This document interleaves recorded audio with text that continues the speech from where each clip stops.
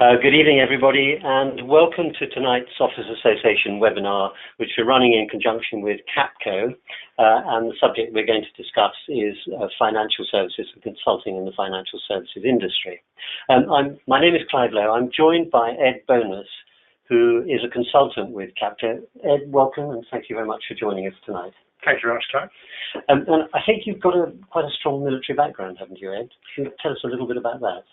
Yes, certainly. I spent 23 years, I think the maths adds on that, in the Irish Guards, at what I consider to be fortunate to have been a busy and interesting time, and thoroughly enjoyed my time in it. And when did you join Capco? I joined Capco in 2016. Right. Yeah. So you've been there for 2 years? Been there for 2 years now, yeah. Great. Okay. Thank you. So before we start the webinar, on your screens you'll see a small display panel. If that interferes with your viewing of the slides, you can press the little red button on the top left-hand corner and that will minimize the panel. Lower down, where there's a large red arrow indicating it, is a place where you, as an attendee, can ask a question. But you'll have to type this in, and then I'll ask Ed to address that question at a suitable time during the webinar. So you can plan your evening. I'd expect the webinar to last 35 to 40 minutes. And at the end of the webinar, we will edit it and then upload it to YouTube and to the OA website. So you don't really need to scribble notes on what the slides say or what Ed is saying. Just to be sure that you can hear us and see the slides, this is the third slide I've shown. Could one of you just type in a message saying, I can hear you and see you and see the slides clearly? That would be very helpful if one of you could do that. Thank you very much, Thomas.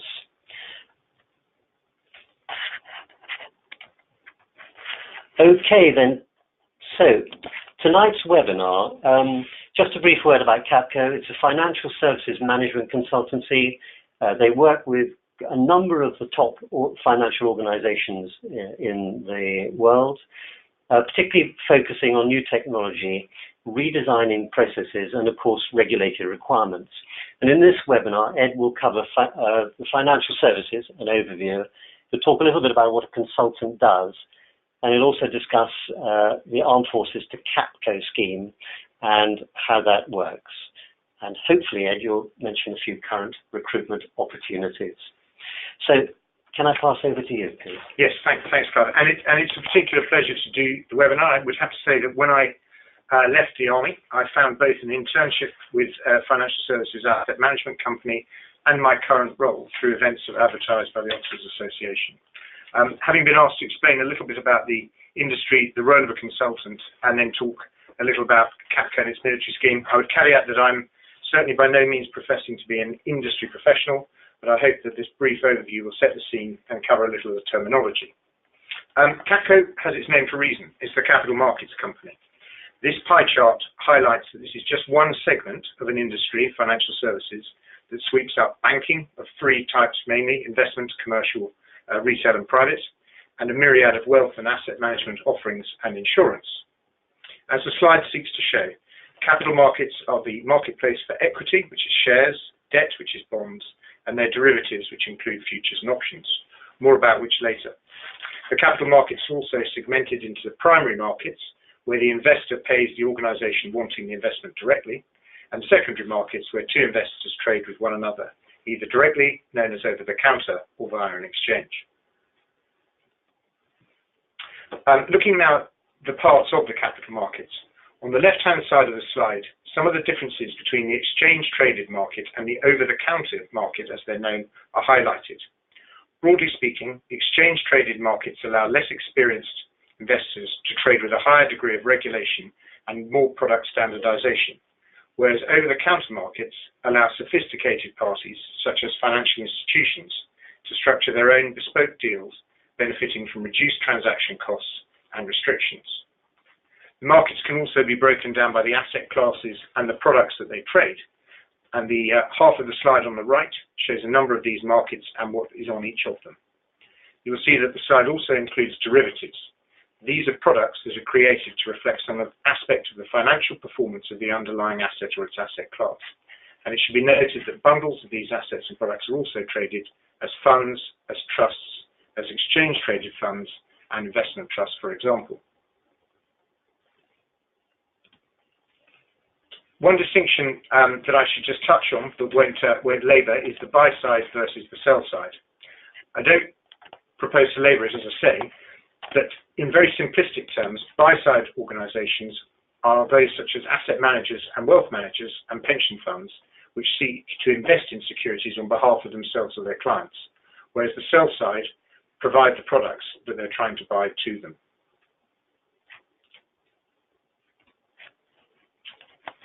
More widely, the interaction between the buy side and the sell side is enabled and part of an industry that is facilitated by organisations that run exchanges, that enable clearing and settlement, that share market data and regulate the markets. And this slide seeks to show that with the exchanges and markets underpinning the buy and sell side organisations, clearing and settlement enabling those deals to go through, and then you have the regulators on the left-hand side and those who provide data, technology and information on the right. And there are just some examples of those. Just a question on that, Ed. Does that mean that different people in an organisation like yours may focus on the sell side or may focus on the clearing and settlement side?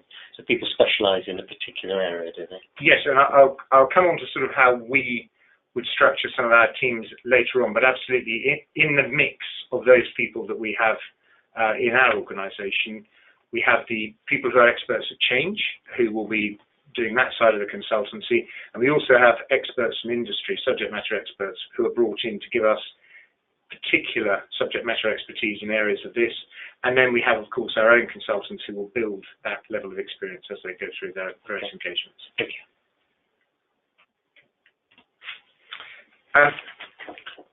Having considered these sort of industry participants in the round, I'd like to focus on a particular area, which is the banks. So a significant part of the industry is made up of these huge banks that everyone's familiar with and that cover a significant range of functions. Perhaps using this slide, the simplest way to think of them is that each of these pillars is essentially a separate, often global business, but there's an integrating group of functions that seek to direct the activities of each of these businesses, to provide the necessary corporate administrative support and oversee highly complex adherence to the rules. The global businesses make their money in a variety of different ways, from interest on loans in the retail and business bank, to fees for mergers and acquisitions advice in the investment bank, fees on assets under management in wealth and asset management areas, and charges for private banking and custody and admin services, for example. In the investment bank too, there are huge revenues from making markets and executing trades on behalf of clients. The point to remember, though, is that all of these do drive one share price for the organisation. And there is a constant flux within the bank, these global do-everything banks, as they pivot to the more profitable areas of business and seek to keep up with regulation, technology and cost changes. And this is the cornerstone of a business like Capco's, is helping them do some of that shifting around.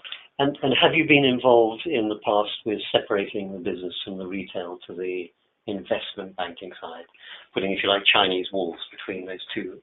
So the recent what I think is known as Earth and Moon, the separation sort of is one of the ways that's described, has been going on in the particular bank which I'm working on the projects with, and some of our people have been working on the Earth and Moon activities to enable that separation to go ahead. And it's effectively creating separate legal entities with the Chinese walls, as you described, to do that club. Yeah.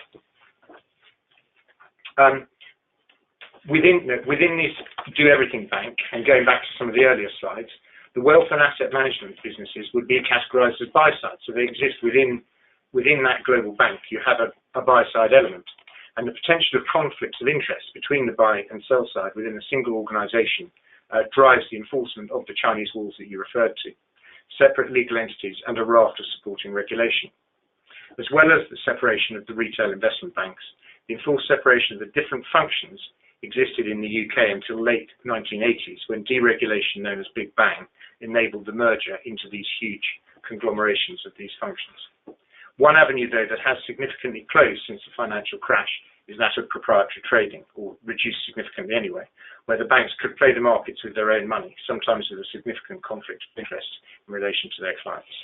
And this has changed where they seek to make their money from, as has low interest rates, which has shifted it away from making money on the resale business. Right. Yeah. Okay. Within the scale and range of the functions of such a bank, they're able to participate in all stages of trading, with different parts of the organisation collaborating through the different phases. One thing I wanted to highlight from this slide here is, as you move from pre-trade to trade to post-trade to downstream processing, you'll see there's front office mentioned, which is sales, trading and research. And as you get further down into operations, you see middle office, control, documentation and settlements. Now, it would be true to say that there's probably a sense of hierarchy or pecking order. That's even the same sort of distinctions as you get between regiments in the forces, between how the front office view themselves, the middle office and the back office. And so that's the kind of environment in which they sit, but they do actually work together at different stages through it, all underpinned by technology in an enormous way, in order to deliver the trading that is the sort of heartbeat of it. Okay, so I think, Clive, if I may, that's probably enough on the industry per se, and if I could now move perhaps to talk about consultant roles. Yes, thank you. We do.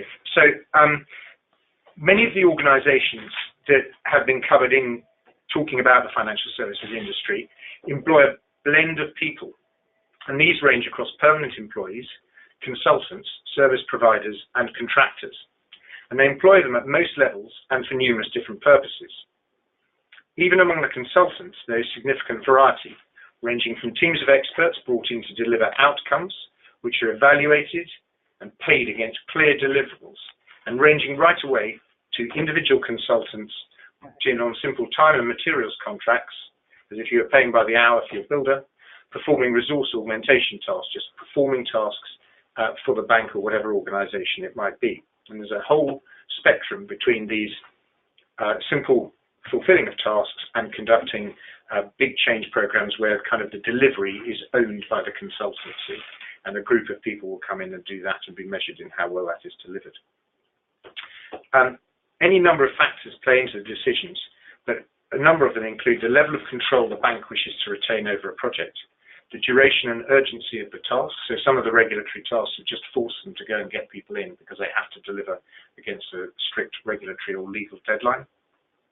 And the level of expertise on offer from the consultancy. So it might be that the consultancy genuinely knows more than the bank and they want to bring that in.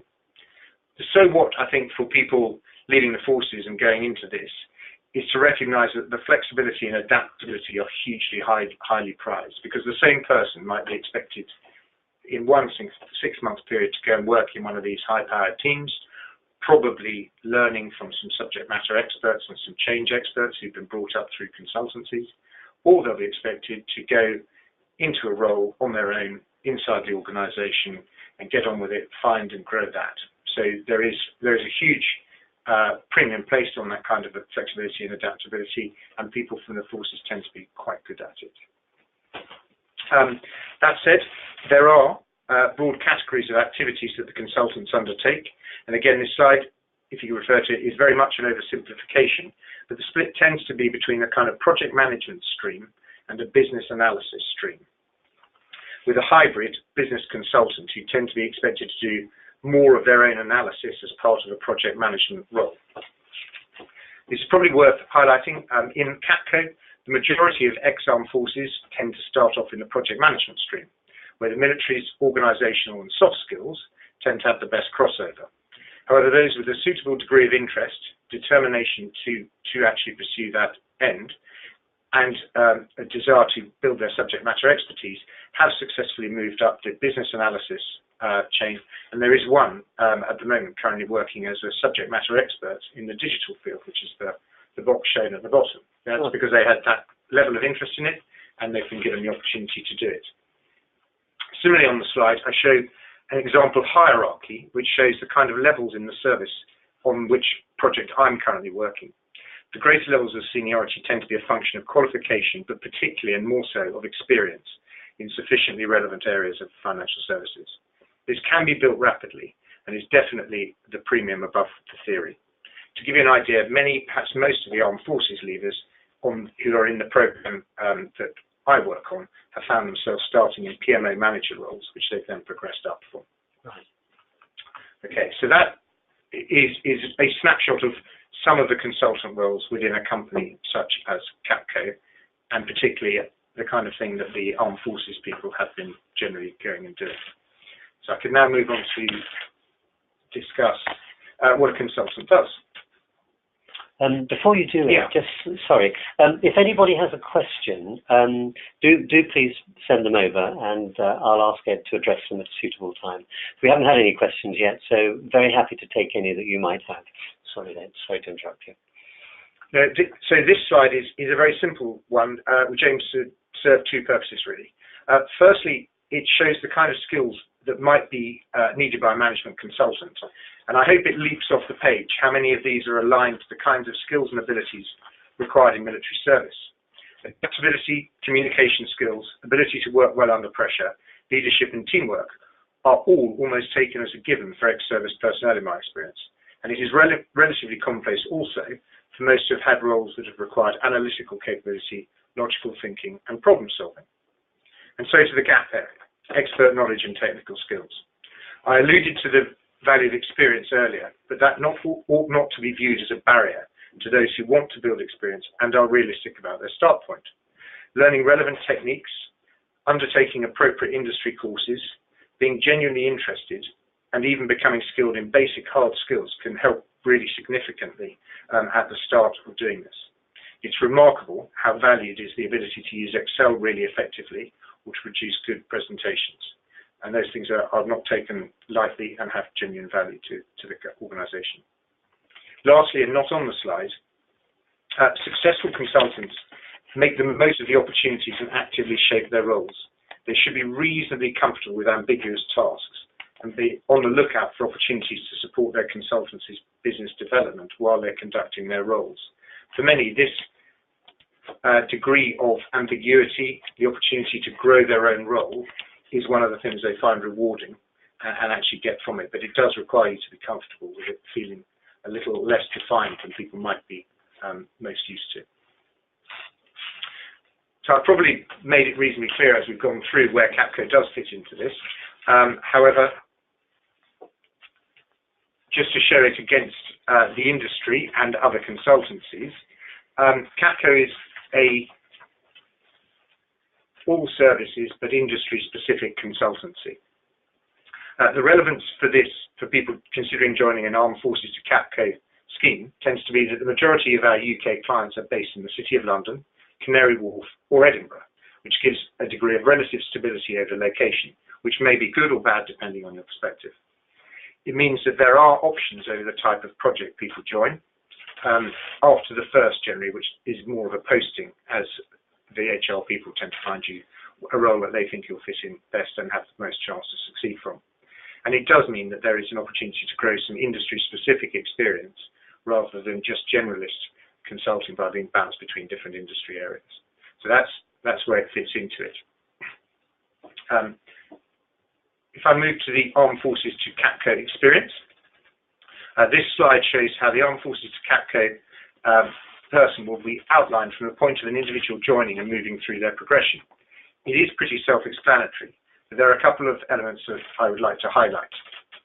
And at the moment, there are about 35 ex-forces people in the current Armed Forces to Capco scheme. There is an initial training course that runs for 2 weeks, and that's done alongside the associates who are coming in with high qualifications from not just from the UK, but from a wide variety of different countries. And they all do their internship along with the Armed Forces to Capco scheme, so that people start with a broader network really to get going with once they go into it. There are intakes all year round, and all people who join the Armed Forces to Capco scheme, regardless of any difference in military grade or rank, join as a consultant. That's the level at which people join to that. Once you're in Capco, if that is what you choose to do, there is opportunity to do training relative to either subject matter expertise or leadership and things of that nature, which are conducted through the year, and you have an allocation of time you can use against that. And the support network comes really in two parts. There is the ex-forces community. I've mentioned about 35, I think, in London at the moment. And also everyone does have a dedicated coach, which is a really key part of the Capco experience, not just for armed forces, but everybody who helps see them through. And on the progression side, the line about there being no time served is absolutely true. It's done on how well people deliver, and there are 2 promotion opportunities a year rather than the standard annual reporting cycle. So we report every 6 months on that. So that's basically the sort of nuts and bolts of what the experience is like. And does this take people overseas and away from UK? Very rarely. So there's the odd person does, if we have a project, because the banks are global, for example, if they've got a project that spans 2 locations and they require a member of our team to go out to one of those locations that's either supporting it or related to it, that may come about, but I would be being disingenuous to pretend there's much of that.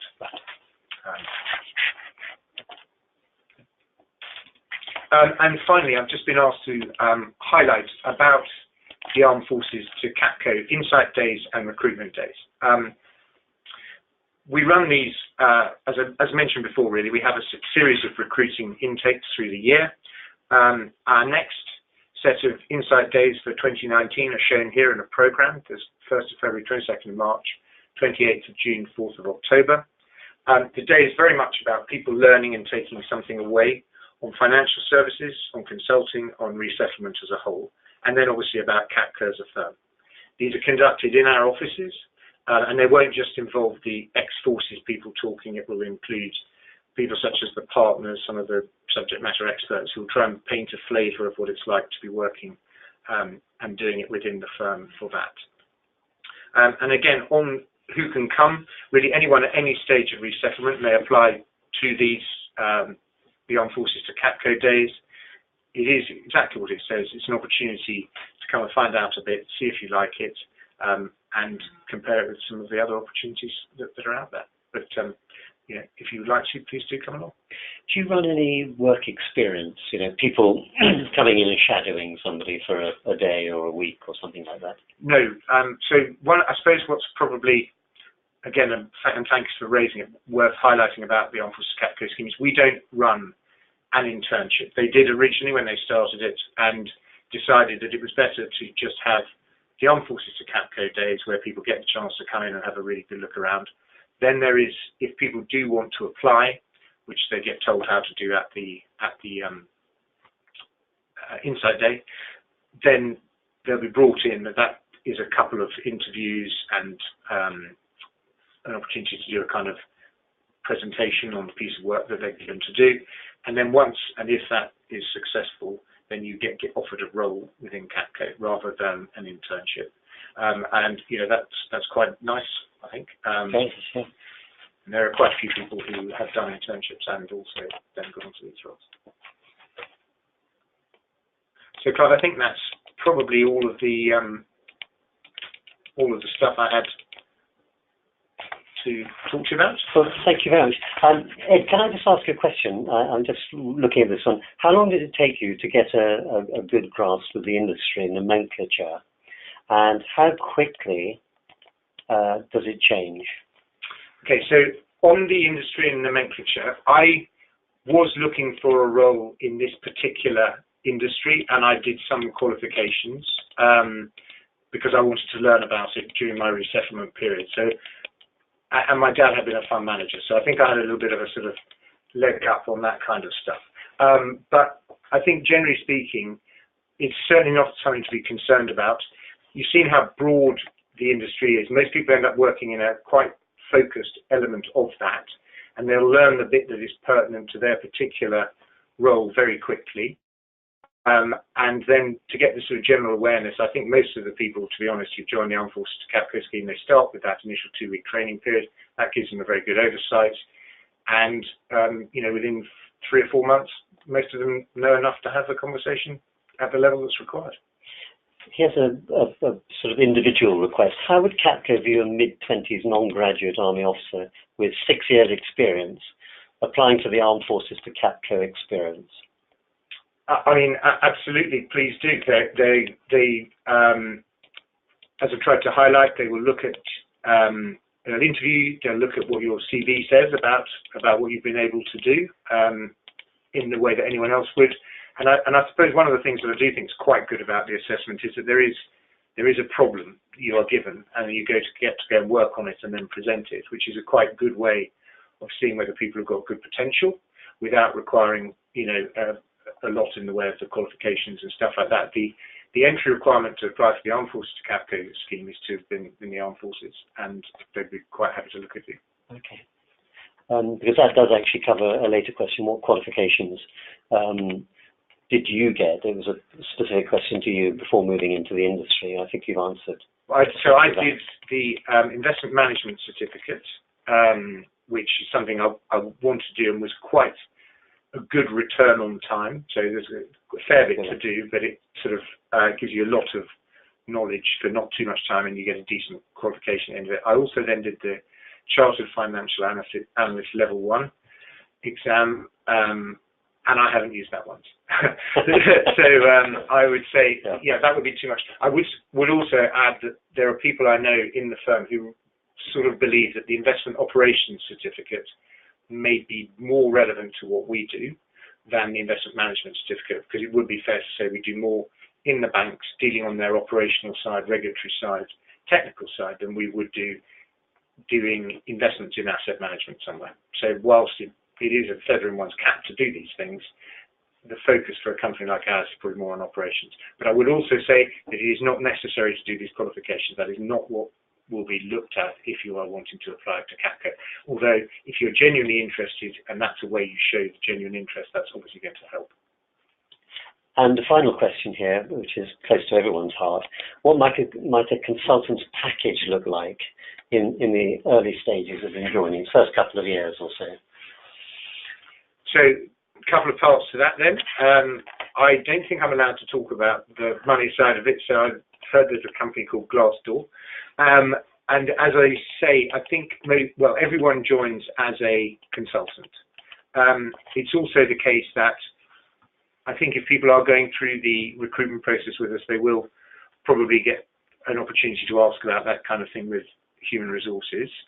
The other bit to it with Capco is to say that the business about not doing time at a level is very true. And there are many examples of people who've had a chance and have taken the chance and have made the running to show that they should be promoted pretty sharply and have done so. There have equally been people who've not taken that chance and haven't, but a lot of people do manage to move quite well through it. Good. And there's another one here. Is a senior major of interest, or am I too long in the tooth, being greater than 40? So I was a 46-year-old lieutenant colonel, and they took me. So there you have the answer to that one. Ed, I think we will stop there, I think, if that's okay. Thank you all very much for your questions. And I hope you'll join me in thanking Ed for a very interesting, very enlightening webinar and discussion. As I said at the start, the slides and the voiceover will be uploaded to YouTube in due course. And you'll be able to then look at the slides in greater detail and pore over them at your leisure. So Ed, thank you very much for joining us. My pleasure. And it's really great to see you. And thank you all very much also for joining us. Before I go, just to let you know, we run webinars as often as we can every Tuesday of each week. And next week, we're running one on the value of an MBA qualification. So I'll leave that slide up for a moment whilst you can just quickly read through it. But thank you all for joining us tonight, and I wish you a very good evening. Thank you very much.